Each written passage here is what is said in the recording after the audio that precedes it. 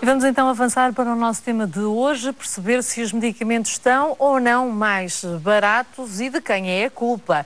Vamos falar com a ajuda dos nossos convidados sobre esta temática, uma temática que certamente também vai ser abordada amanhã no auditório do edifício da Associação Nacional de Farmácias, na cidade do Porto.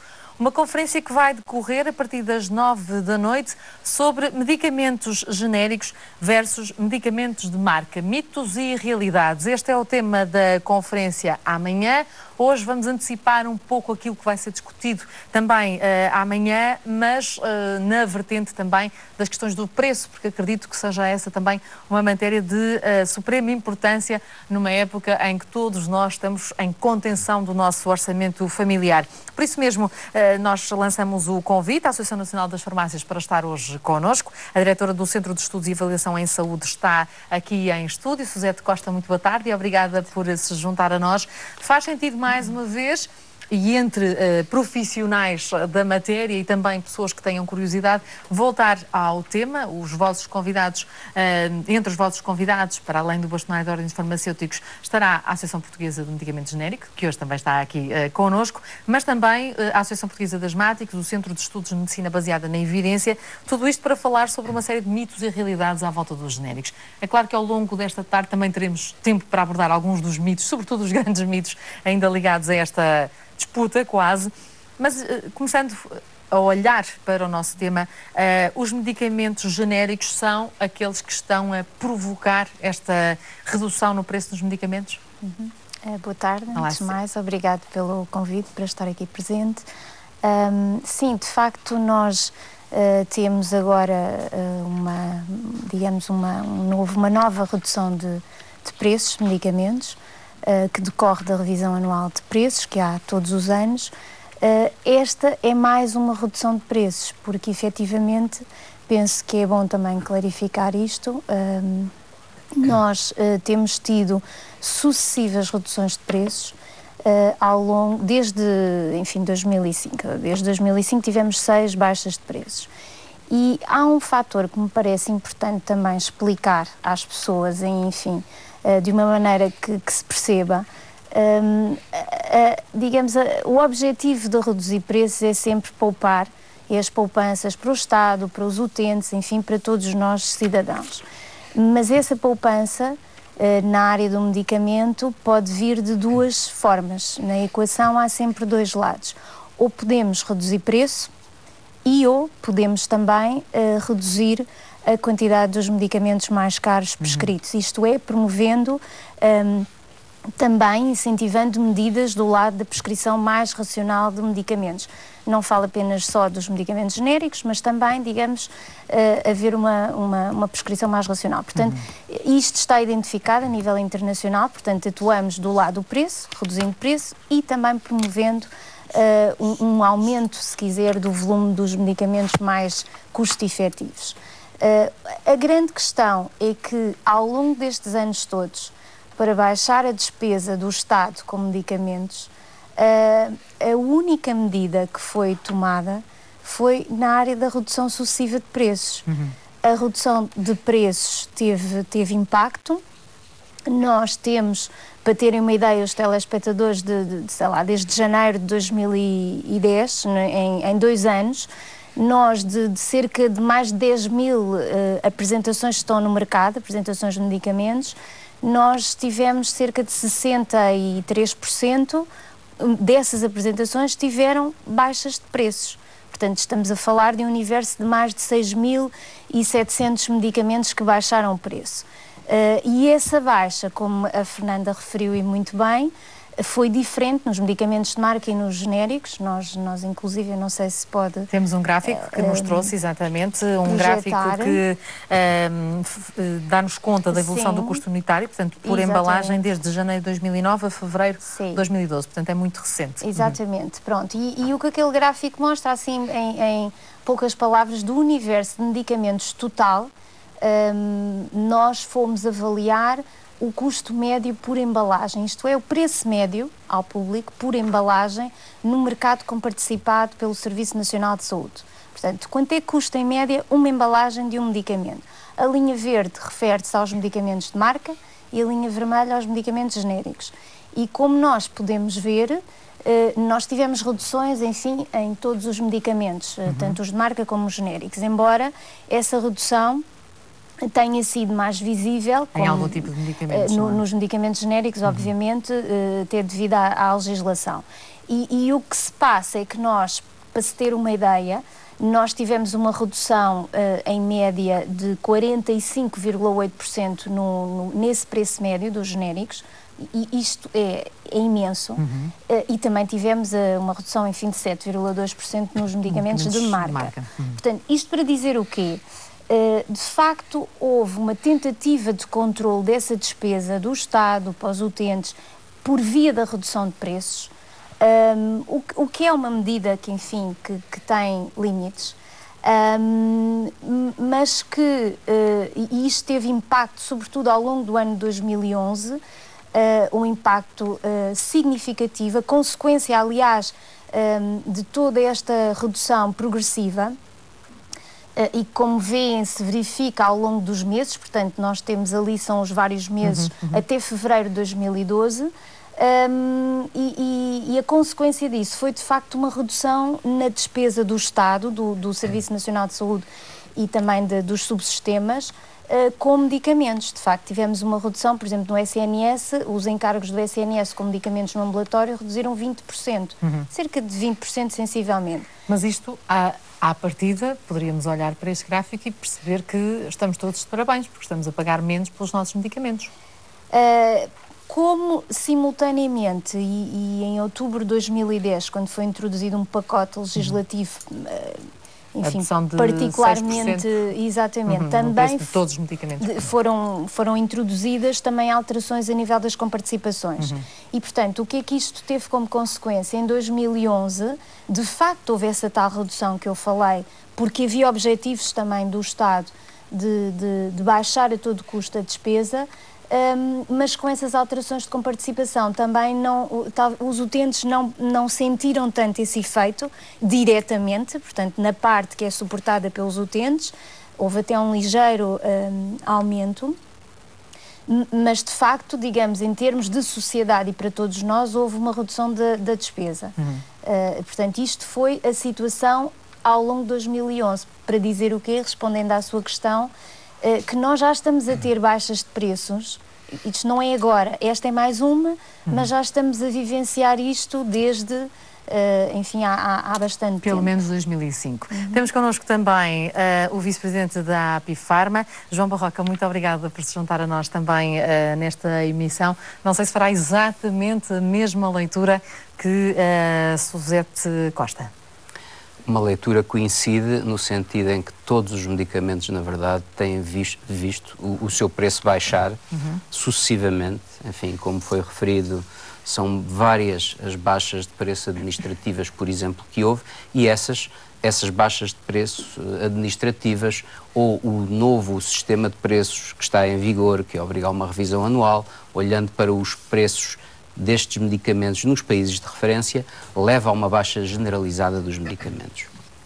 Aquele gráfico tem que ser tomado em conta o seguinte: por exemplo, medicamentos inovadores lançados desde 2005 ainda não têm medicamento genérico. Vão ter um dia, com certeza, mas ainda não têm agora. Então, não podemos fazer uma comparação direta e é bom que se compreenda que, primeiro, medicamentos genéricos e inovadores têm que coexistir.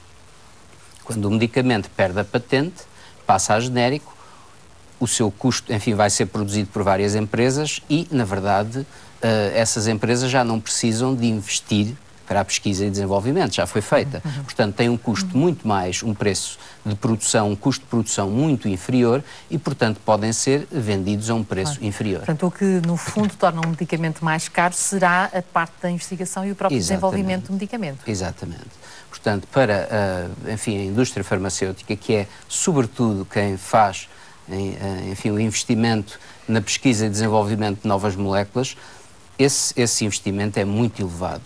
Enfim, para ter uma ideia, hoje é possível que a descoberta de um novo medicamento, até ele chegar ao mercado, tenha custado, por exemplo, 1.000 milhões de euros.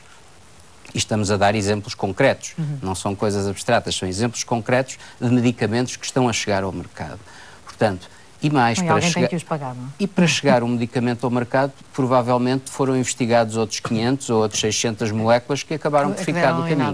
Portanto, há todo um investimento e um risco financeiro na parte da pesquisa e desenvolvimento que tem que ser tomado em conta. Então, quando o Sistema Nacional de Saúde, através dos medicamentos genéricos, e as pessoas também, conseguem ver os seus custos reduzidos, quer para o Sistema Nacional de Saúde, quer para os cidadãos, cria-se espaço à entrada da inovação.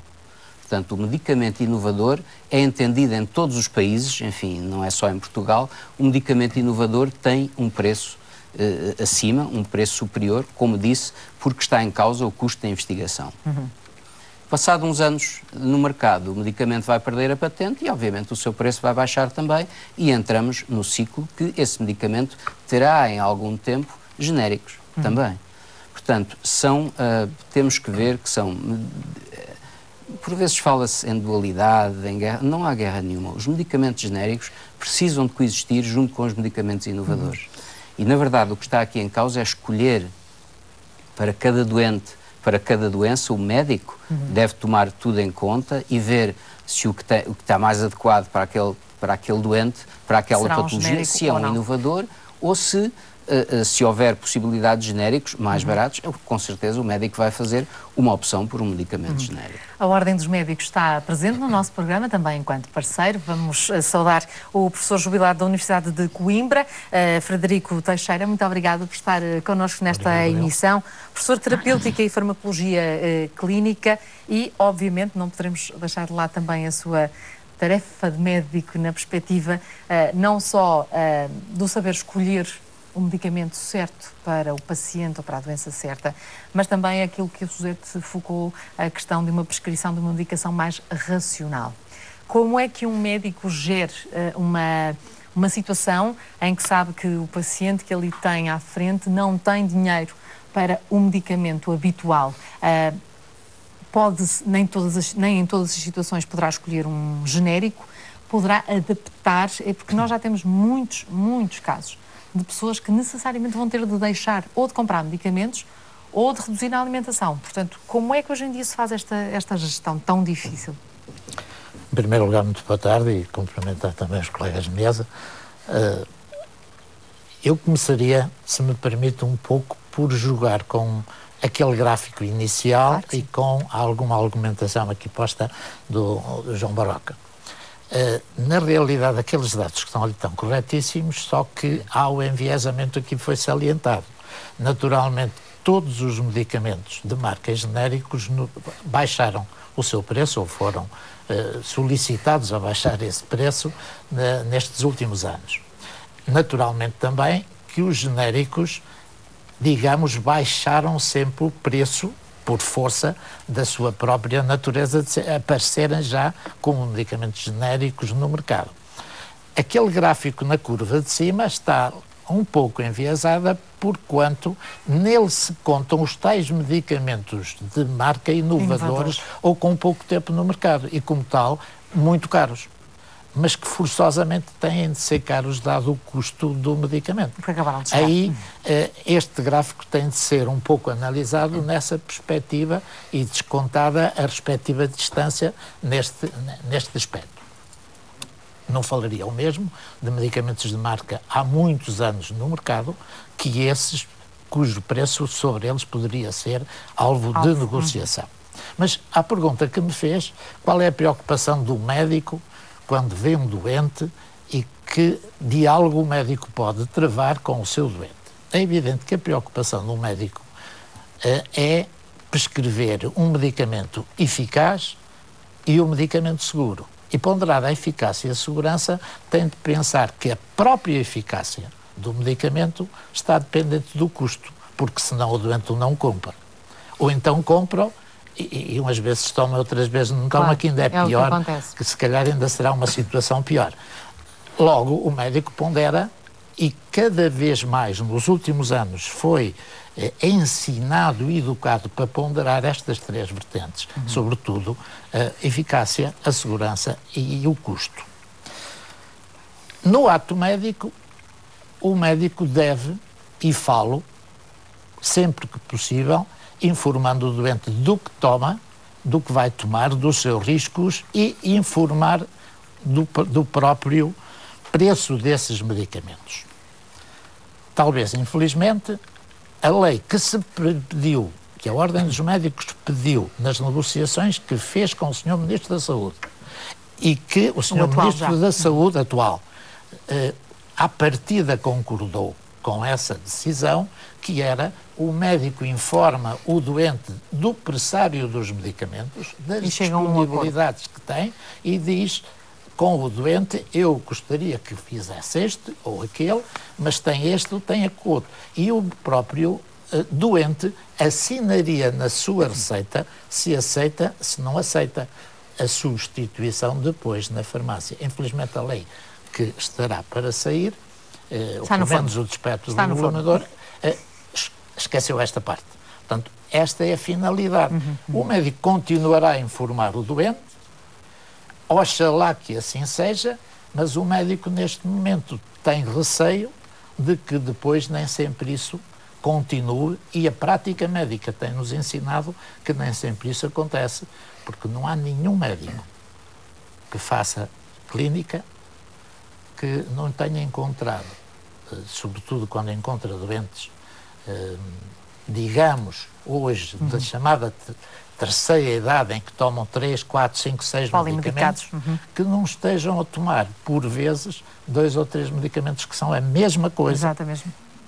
Só com nomes diferentes ou com embalagens um bocadinho diferentes. Com as embalagens um bocadinho diferentes. E este é um risco que a Ordem dos Médicos alerta, não pode ser assim. Aliás, temos de ter outro processo deste controle, porque isto tem independentemente dos riscos da relação médico-doente, tem riscos para o doente. Exato, porque pode estar a fazer a interação entre medicamentos sem saber. E tem o risco para a carteira do doente que está a gastar dinheiro 2 vezes ou 3 vezes. Sem dúvida. Portanto, estamos a querer poupar o doente e afinal não estamos a poupá-lo em nenhum dos campos. Como eu disse, temos também connosco a Associação Portuguesa de Medicamentos Genéricos. O Presidente da APOGEN junta-se mais uma vez à sociedade civil. Olá, Paulo Lileia, obrigada por regressar ao programa. Vou partilhar desde já consigo, se me permite, e com os restantes convidados, o comentário da Kika Magalhães, que está no Facebook, que diz que o seu médico, ou a sua médica, neste caso, tem ainda alguns complexos em prescrever genéricos. Por que será? Pergunta. Toma medicação antialérgica diariamente. Uma caixa de marca que não chega para um mês custa com receita 4,82 €. Um genérico com o mesmo princípio ativo e a mesma quantidade custa 1,40 € sem receita e nem sequer é o mais barato do mercado.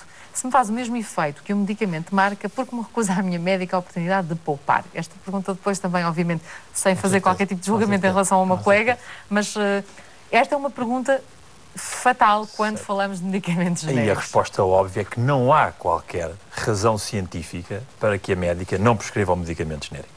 Está provado cientificamente, com dados credíveis, que a qualidade dos medicamentos genéricos é igual à qualidade dos medicamentos não genéricos. Ou seja, na mesma substância, utilizar um medicamento genérico ou não genérico é completamente indiferente. Ao utilizar um medicamento genérico, tem a vantagem de o custo ser muito mais baixo, quer para o utente, quer para o Estado. E, portanto, aí o que eu sugeria é que, no caso dessa pessoa, falasse com a sua médica e, no fundo, sugerisse a utilização de um medicamento genérico. Quando existem estas atitudes de, por vezes, haver algum tipo de, e vou usar esta expressão, não é? Há algum tipo de complexo em prescrever um genérico, isto é uma das atitudes que leva a que Portugal ainda não utilize uma percentagem significativa de medicamentos genéricos? Ficou demonstrado aqui que sim, que infelizmente ainda existem complexos, existe má vontade e principalmente existe falta de informação objetiva e correta sobre os medicamentos genéricos. Daí que o que nós consideramos é um trabalho que nunca estará acabado.